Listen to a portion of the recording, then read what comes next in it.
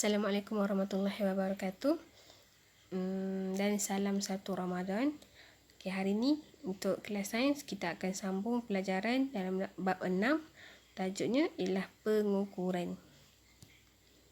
Okay, jom kita tengok. Ini sedikit petikan yang cikgu ambil daripada buku teks kamu, iaitu macam mana kita nak tahu apa itu pengukuran. Okay, dalam dialog ni, antara Langgi, kakak dia dengan ayahnya, mereka pergi ke sangkar tenaga ikan hiasan. Okey, jadi dekat sini ayah Langgi menerangkan yang saiz sangkar yang besar boleh mengisi lebih banyak ikan berbanding dengan saiz sangkar yang kecil. Okey, dekat situ kita boleh nampak bila saiz satu objek tu berbeza, maksudnya ruang yang ada dekat dalam objek tu pun berbeza. Boleh diisi dengan bilangan objek yang lebih banyak. Okay, macam ni ikan boleh masuk dekat tempat yang lebih besar lebih banyak berbanding dengan sangkar yang kecil. Okey, seterusnya kita tengok dalam tajuk pengukuran ni, yang pertama yang kita perlu tengok ialah tentang luas. Apa itu luas? Luas ialah besarnya sesuatu kawasan ataupun permukaan. Okey, macam dalam gambar tu kamu boleh nampak murid ni dia cakap padang bola dekat stadium ni lebih besar daripada padang bola dekat sekolah dia. Sebenarnya dia sedang bercakap tentang keluasan padang bola. Keluasan padang bola di stadium lebih luas berbanding keluasan padang bola di sekolah murid tersebut. Okey, jadi luas, kamu perlu ingat, luas ialah besarnya sesuatu kawasan ataupun permukaan. Mesti melibatkan permukaan. Okey, mungkin luas buku teks, iaitu permukaan buku teks kamu tu berapa luasnya. Luas meja, berapa luas meja, permukaan meja kamu. Luas halaman rumah. Okey, berapa luas permukaan halaman rumah kamu.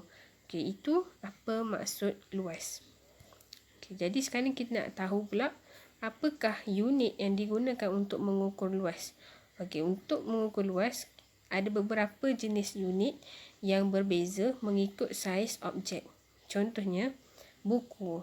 Luas buku kita boleh tulis atau kita boleh ukur dalam unit sentimeter persegi. Okey, sentimeter ni ialah unit yang ada dalam pembaris kamu tu. Kalau kamu nampak kat pembaris tu dia tulis cm. Cm tu maksudnya ialah sentimeter.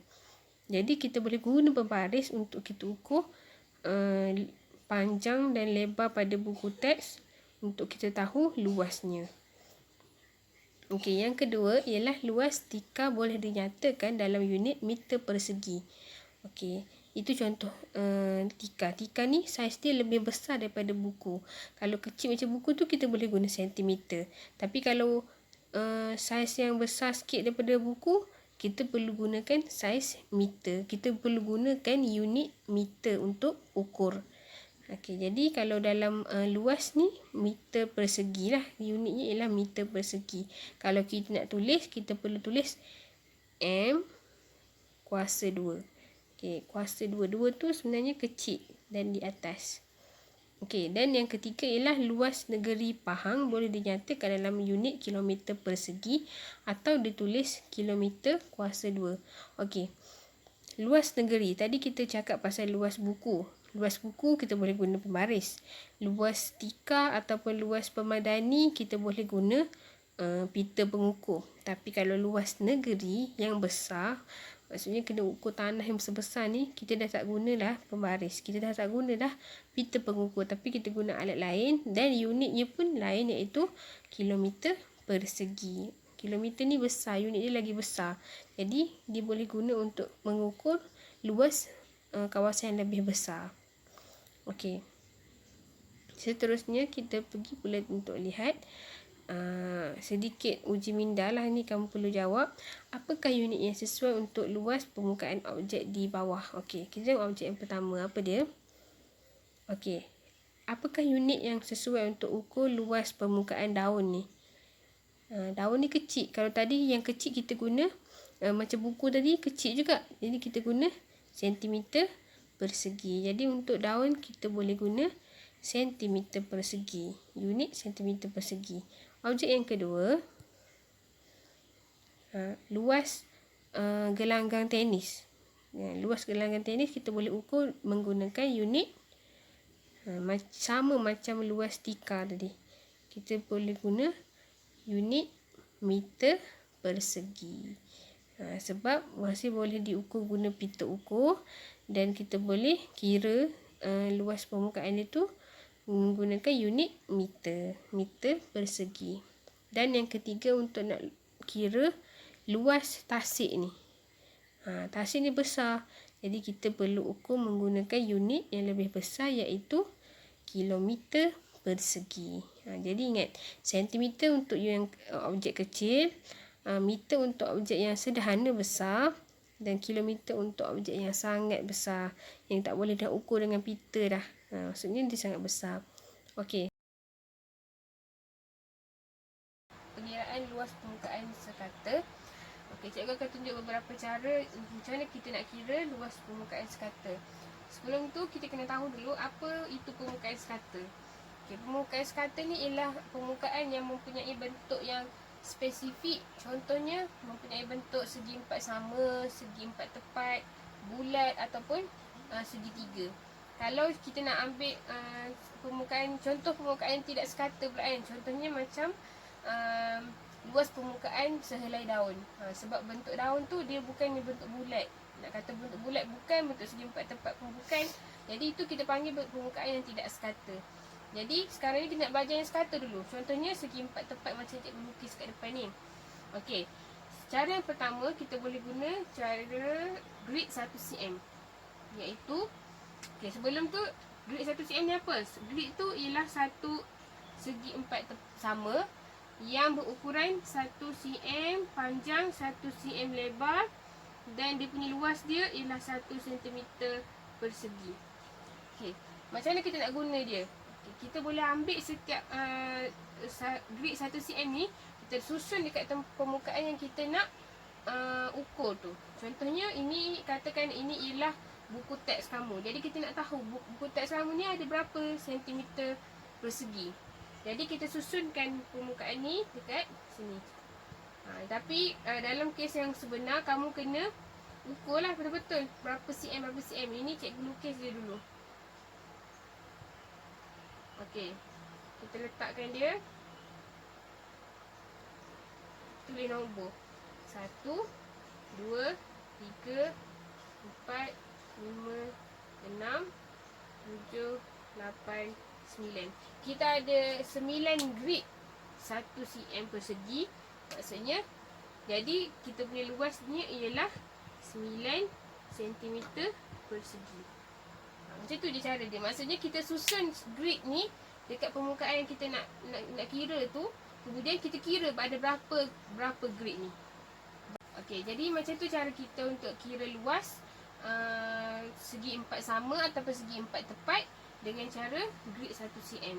Itu kita susun je. Lepas tu kita kira ada berapa grid. Okey, itu cara yang pertama. Sekarang ni kita tengok pula cara yang kedua. Okey, seterusnya kita tengok pula cara pengiraan luas permukaan sekata. Cara yang kedua, iaitu menggunakan formula panjang darab lebar. Okey, P untuk panjang, L untuk lebar. Panjangnya ialah di sini. Yang melintang ni kita panggil dia panjang. Yang menegak ni kita panggil dia lebar.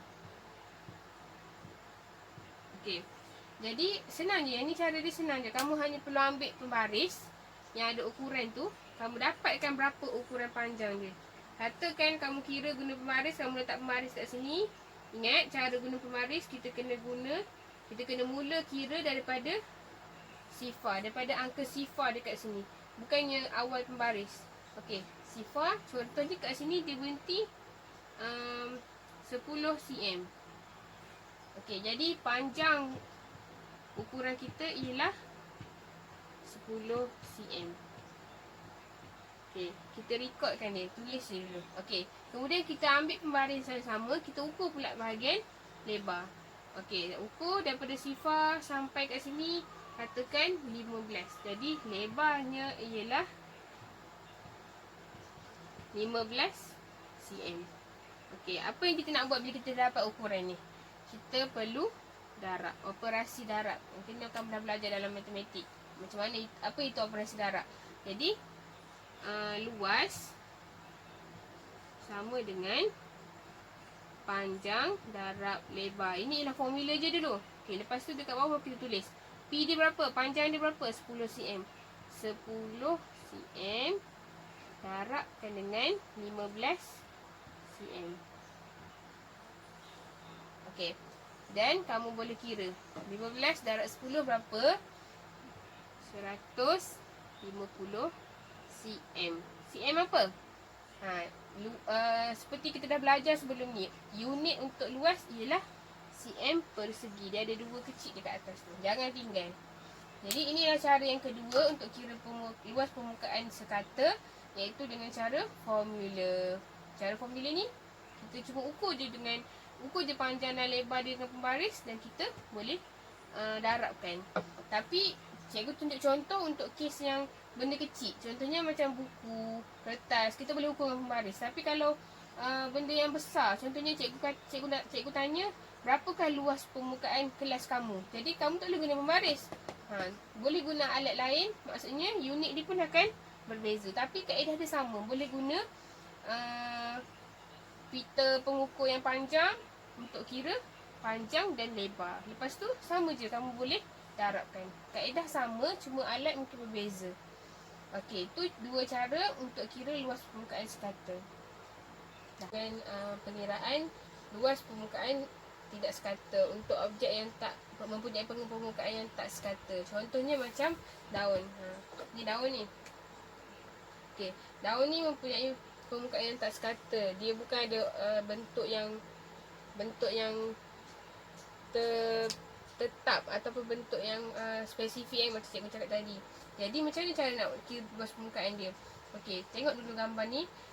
First kali kita kena lukis benda yang objek yang mempunyai permukaan tak sekata tu pada satu kertas grid. Ataupun kita biasa panggil dia kertas graf. Ni cikgu lukis ni, konon-konon lah macam kertas graf kan. Okey, jadi dekat kertas graf tu ataupun dekat kertas grid tu dia dah ada petak-petak grid 1 cm macam cikgu cakap tadi. Jadi senang untuk kita nak kira berapa luas permukaan objek tu. Okey, kita dah lukis objek tu atas kertas grid. Kemudian apa yang kita perlu buat ialah kita perlu kira. Okey, step yang pertama kita perlu kira grid yang mana yang penuh. Maksudnya yang duduk dekat dalam daun ni dan dia penuh. Dia sepenuhnya berada dalam daun. Okey, kita kira. Contohnya ni dia tak sepenuhnya, jadi kita jangan kira lagi. Yang ni pun tak, yang ni pun tak, yang ni pun tak. Bermula daripada yang ni, dia dah penuh. Jadi kita write dulu. 1, ini penuh, ini pun penuh. Dia tak penuh, tak payah write. Tak penuh, tak penuh, tak penuh, tak penuh. Semua tak penuh. Okey, jadi kita dah ada berapa yang penuh? 1, 2, 3, 4, 5, 6. Okey, yang penuh ada 6. Jadi tadi kita dah tandakan dengan satu warna sarua. Kita perlu tandakan right pada petak yang hampir penuh di dalam daun ni. Hampir penuh. Walaupun dia tak penuh macam tadi yang ni, tapi dia sikit lagi nak penuh, kita boleh tanda right. Okay, so yang ni sikit lagi boleh, ini boleh, ini boleh. Ini sikit sangat, so tak ya. Ini yang ni, yang ni, yang ni, yang ni. Okay, sekarang ni kita kira berapa total semua sekali yang kita dah warnakan tadi, yang kita dah write tadi. So kita kira 1, 2, 3, 4, 5, 6, 7, 8, 9, 10, 11, 12, 13, 14, 15, 16. Jadi kita anggarkan luas permukaan daun ni ialah 16